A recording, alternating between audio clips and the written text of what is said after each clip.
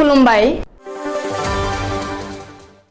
Bodoland इंखं television स्टुडिय'आव आं ललिता गयारी दिनै मोनाबिलिनि गाहाय रादाबफ्राव दं। गिबि मन्थ्रिया अरुणोदय दानखौ बेखेवबाय। मुलाम्फागिरिया 1250 रां मोनसिगोन। दैबानायाव खहा जाजानाय नखरफोरनो सोरखारा खहा सुफुंनाय होबाय। आसामनि सोरखारि मेडिकेल कलेज देहा फाहामसालिनि डाक्टरफोरनि आजिरा मोननायनि बैसोखौ 70 बोसोरसिम बारायबाय। हाइलाकान्दियाव 10 बोसोर बैसोनि हिनजावसाखौ जिनाहारि खालामदों। मोन 40 आनजाद मिरुआव 3थि आरो 4थि मासिनि लिरनाय सायख' आनजाद खुंनो चिरां जिल्ला खुंथाया थियारि। गसाइगाव जिल्ला बाथौ आफादनि 5थि गायसनथि सान फालिदों। फेरगावआव सानसेयारि जोलुर बादायनाय खुंदों। बरपेटा र'डआव दैयाव गलांनानै सासे गथ'नि जिउ खहा। नवीन चन्द्र मण्डलनो इंखं वेलफेयार ससाइटिनि मेन अफ दा इयार बान्था। बाक्सानि बरमायाव सा 3928 दैबानाजों खहा जाजानाय नखरफोरनो मन्थ्रि जगेन महना रांनि मदद होदों। दानिया फैदो आबुं रादाबाव।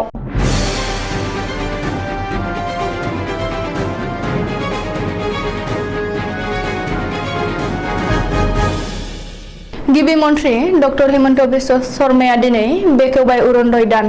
गिबि मन्थ्रिया दिनै अरुणोदयनि दान बेखेवनानै बुंदों दि अरुणोदय बिथांखिया आसामनि देरसिन बिथांखि। जागायजेननायावनो रायजो नाङै 20 लाख मुलाम्फागिरिफ्रा अरुणोदय बिथांखिनि खाबुखौ लानो हादोंमोन आरो 830 रांखौ मोनदोंमोन। उननि समाव बे 830 राङानो बारायनानै 1000 रां जादों। बेखेवबाय 1000 निफ्राय 1250 रां जागोन।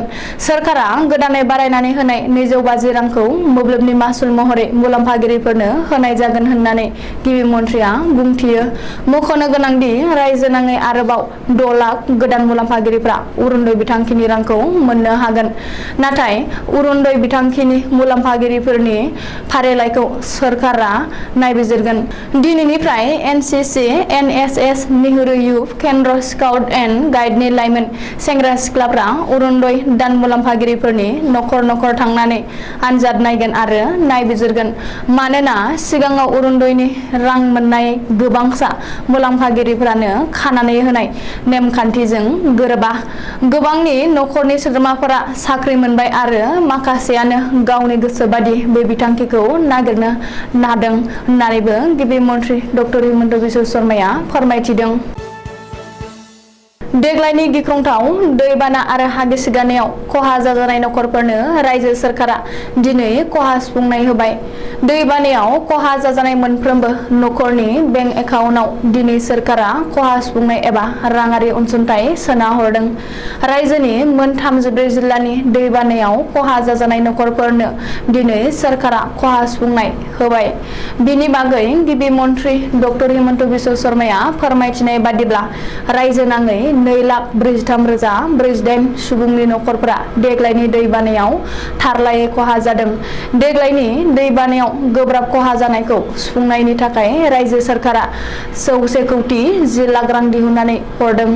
सुलुङाव फोरमायथिनाय बादिब्ला गिबि खोन्दोआव दिनै 3 बाहागोनि 2 नखरफोरनोल' खहा सुफुंनाय हरनाय जादों।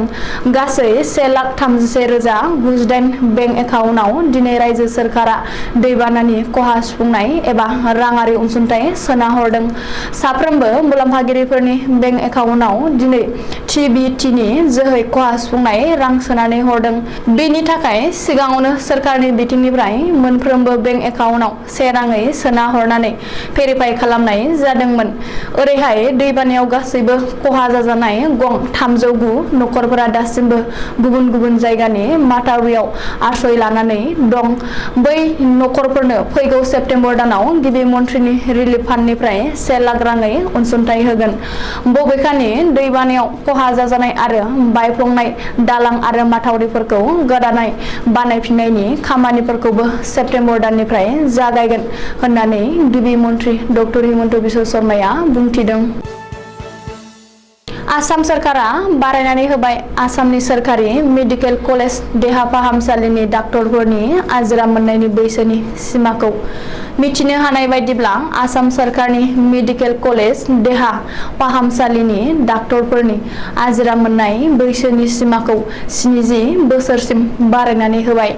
शुक्रबारखालि आसाम सरकारनि सप्तायारि केबिनेट मेलाव बे थांखिखौ लादों। मख'नो गोनांदि सोलोंथाइ होनाय आरो सावस्रि सिबिथायनि थाखाय रोंगौथि थानाय डाक्टरफोरनि आजिरा मोननाय बैसोनि सिमाखौ 65 बोसोरनिफ्राय 70 बोसोरसिम बारायनो रायजो सरकारनि केबिनेट मेलाव थांखि लादों।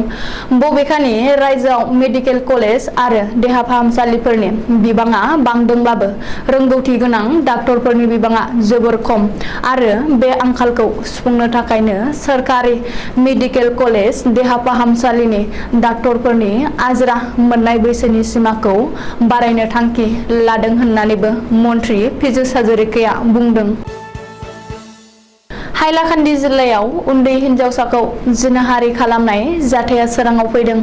सासे लांसनियानि गोसोनि लुबैनायाव शिकार जानांदों। 3 थाखोआव फरायफुनाय 10 बोसोर बैसोनि सासे उन्दै हिनजावसाया 25 बोसोर बैसोनि बाहारुल इस्लाम मुंनि लांसुनिया थांनाय हराव 10 बोसोर बैसोनि उन्दै हिनजावसाखौ जिनाहारि खालामदों होननानै मिथिनो हादों। हाइलाकान्दि जिल्लानि आलगापुर बियाबनि बेन्दोङाव थानाय सान्दिपुर ओनसोलाव थांनाय मोनाबिलियाव जादों बे मुगैथाव जाथाया। रिपर्ट बादिब्ला लांसुनियानि लुबैनायाव शिकार जानांनाय उन्दै हिनजावसाखौ गोब्राब हालोदाव बोखांनानै थांनाय हरावनो फाहामथायनि थाखाय हाइलाकान्दिनि एस.के. राय सिभिल हस्पिटालाव थिसननाय जादोंमोन। नाथाय उननि समाव गोजौ फाहामथायनि थाखाय सिलचरनि मेडिकेल कलेज देहा फाहामसालियाव दैथायहरनाय जायो।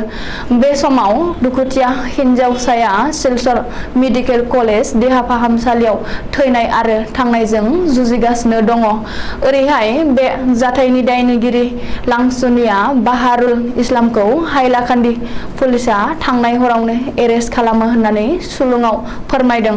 मख'नो गोनांदि उन्दै बैसोनि हिनजावसाखौ जिनाहारि खालामनाय जाथायखौ लाना हाइलाकान्दि आलगापुर ओनसोलाव दुंहाव थासारि सोमजिदों। आसाम नाङै मोन 25 जिल्लायाव 21 आगस्ट, 28 आगस्ट आरो 11 सेप्तेम्बर खालि 4थि आरो 3थि थाखोनि लिरनाय सायख' आनजाद खुंनो थियारि। बेबादिनो चिरां जिल्ला खुंथाया जिल्लानि सिङाव गासै मोन 40 आनजाद मिरु थियारि खालामदों आरो लिरनाय सायख' आनजाद खुंनो थाखाय थियारि। रिपर्ट बादिब्ला मोनथाम खोन्दोआव खुंजानो गोनां 4थि आरो 3थि थाखोनि लिरनाय सायख' आनजादनि थाखाय रायजोनि गुबुन गुबुन जिल्लानिफ्राय 50,699 सा सोरखारि साख्रि नागिरग्रा लाइमोनफोरा बाहागो लागोन। ओरैहाय चिरां जिल्लायाव सायख' आनजाद खुंनो गोनां आनजाद मिरुफोरखौ नायबिजिरनो थाखाय गुवाहाटीनिफ्राय लेबार डिपार्टमेन्टनि सेक्रेटारि मृदुल कुमार महन्तआ चिरां जिल्लायाव दंफैयो। बबेखानि जिल्ला खुंथाया सायख' आनजादखौ गाहामै गाहाम खुंफुंनो हानाय बायदियै गोख्रों राहा खालामदों आरो आनजाद मिरुआव आनजाद लिरग्रा बिजाथिफोर आरो थिसनजानाय सोद्रोमाफोरनि अनगायै जाहाथे गुबुन रावबो हाबनो हाया बेनि थाखाय गोख्रों नोजोर होदों। मख'नो गोनांदि आनजाद मिरुआव बिजाथिफोरा मबाइल फन, जायखिजाया मोब्लिबारि device, storage media device, earphone, microphone बायदि मोब्लिबारि मुवा बेसादफोरखौ लांनो हानाय नङा। ओरैहाय जुदि सोरबा बिजाथिया बे बिथोन आरो गाइडलाइनखौ नेवसियोब्ला आयेननि सिङाव गोख्रों साजाजों मोगा-मोगि जानांगोन होननानैबो फोसावथाया रोखायै मख'दों।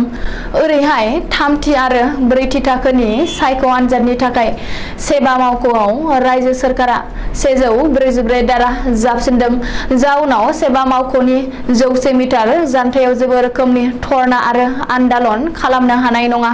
बेजों लोगोसेनो 5 निख्रुइ बांसिन सुबुं थुबुर जानो मोननाय नङा। दुलाराय गसाइगाव बाथौ धोरोमारिफोरा फालिदों गायसनथि सान। गसाइगाव महकुमानि सिङाव थानाय बारजाबिल गामियाव दिनै गसाइगाव जिल्ला बाथौ गौथुम आफादनि बाथि गायसनथि सान फालिदों। लोगोसे बे हाबाफारियाव गसाइगावनि सिङाव थानाय गासै गं 28 गामिखौ लानानै दिनै गसाइगाव बाथौ आन्सलिक आफादा दाफुंनाय जादों होननानै फोरमायदों आफादगिरिया। लोगोसे बाथौ धोरोमनि थाखाय गोबां सुबुंफोरा जिउ बाउनायफोरनि थाखाय बिबार बाउनानै मान बावो। अदालगुरि जिल्लानि सिङाव थानाय फेरगावनि गोजामसिन क्लाब एथलेटिक्स फेरगाव जौसिन फरायसालिनि गेलेग्रा फोथाराव सानसेयारि जोलुर बादायलायनाय बानजायदों। अदालगुरि जिल्ला RSS नि प्रमुख थुब्रजयति बर'आ बेखेवनाय जोलुर बादायनायाव फेरगाव ओनसोलनि गोबां क्लाबा दोलोआ बाहागो लादों। दिनैनि फुंनि बेखेवजेननाय जोलुर गेलेनायाव मण्डलमाखा इमानुएल FC आरो सनाबारि FC हानजाया बाहागो लायो।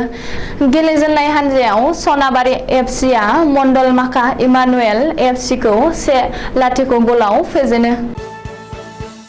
बरपेटा रडनि गेजेराव थानाय मोहनलाल चौधुरी पार्कनि फुख्रियाव गलांनानै शुक्रबारखालि मोनाबिलि समाव सासे गथ'सानि जिउ गोमायो। जिउ गोमानाय गथ'साया चन्दना स्ट'रनि बिगोमा नेपाल शाहनि फिसाज्ला 7 बोसोर बैसोनि पिकि शाह। गथ'साया पार्कआव साइकेल सलायनानै थांनायाव गोरोन्थियै बोरैबा फुख्रियाव गलाङो।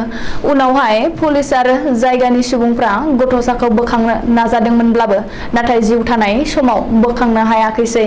राजपुत एकाडेमिनि फरायसामोन पिकि शाहआ बेबायदियै हरखाब जिउ गोमानायाव रायजोनि गेजेराव सोमोनांथाव थासारि सोमजिहोदों।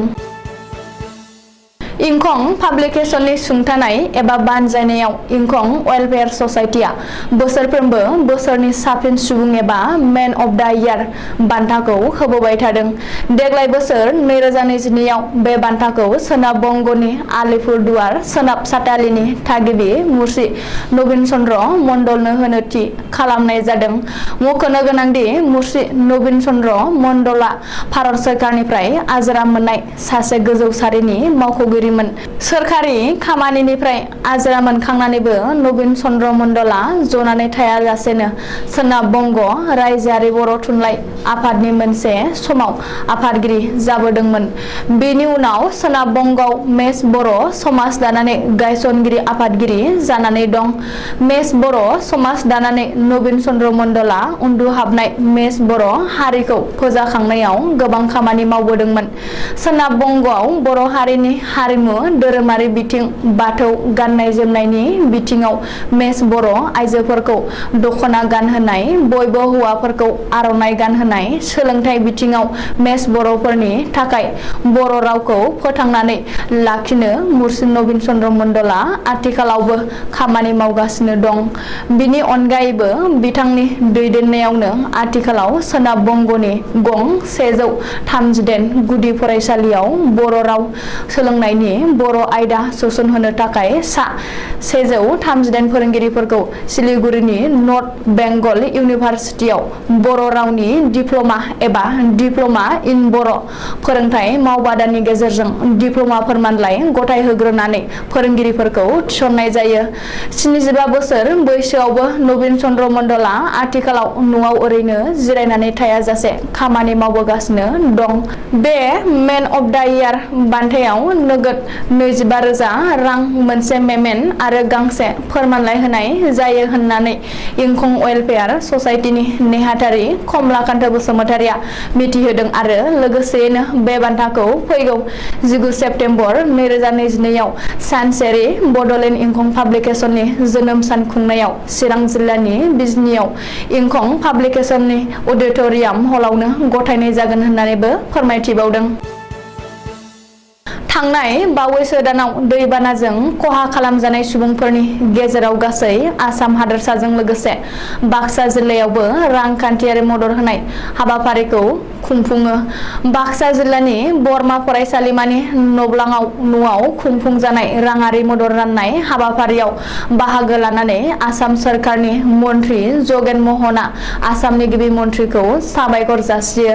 हादोरसायाव जालांनाय दैबानाजों जुनियायै खहा खालामजानाय समान ओनसोलनि नखरफोरनो 95,100 रां आरो हाजो ओनसोलनि नखरनि सुबुंफोरनो 1,05,000 राङै मदद होनाय जायो। एफा एनै खहा जानाय समान ओनसोलनि नखरफोरनो 3,200 रां आरो हाजो ओनसोलनि सुबुंफोरनो 5,000 राङै मदद होनायनि बाथ्राखौ गिबि मन्त्रि डक्टर हिमन्त बिश्व शर्माया फोसावदोंमोन।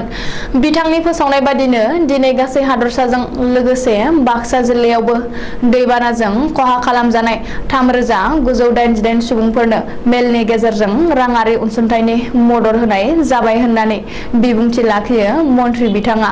मोनसे जौसाङावनो गिबि मन्थ्रिया फोसावनाय अरुणोदय दानखौबो बाक्सा जिल्लायाव बेखेवनानै होयो मन्थ्रि बिथाङा। बाक्सा जिल्लायाव दिनैनिफ्राय अरुणोदय मावबिथांखिखौ मोनथाव सुबुंफोरनो सायख'नाय हाबाफारिखौ मावगोन होननानैबो बिबुंथि लाखिनानै आसाम सरकारा बे बिथिङाव जथेस्थ' गोसो होनानै गुबुन जिल्लानि सुबुंखौ सायख'नाय हाबाफारियाव थिसननानै जाख्ल'नाय गैयै खालामनो समाय लानाय बाथ्राखौ मन्थ्रि जगेन महन बिथाङा बुंथियो। आसाम सरकारनि सोलोंथाइ मन्थ्रि रमेश पेगुआ रायजोनिफ्राय रांनि अनसुंथाइ नागिरनाय फोसावनाय बिथिङाव बिबुंथि होनानै मन्थ्रि जगेन महन बिथाङा फोरमायो दि आसाम सरकारा रांनि आंखाल जायाखै होननानै बुङो।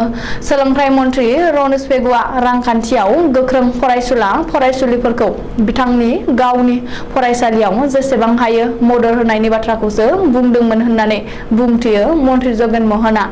गुबुन फारसेथिं दिनै अरुणोदय दानखौ बेखेवना होनानै मोनफ्रोमबो PCDC आव नायबिजिरनानै मोनथाव सुबुंफोरखौ सिनायथिनाय जागोन होननानैबो मख'यो।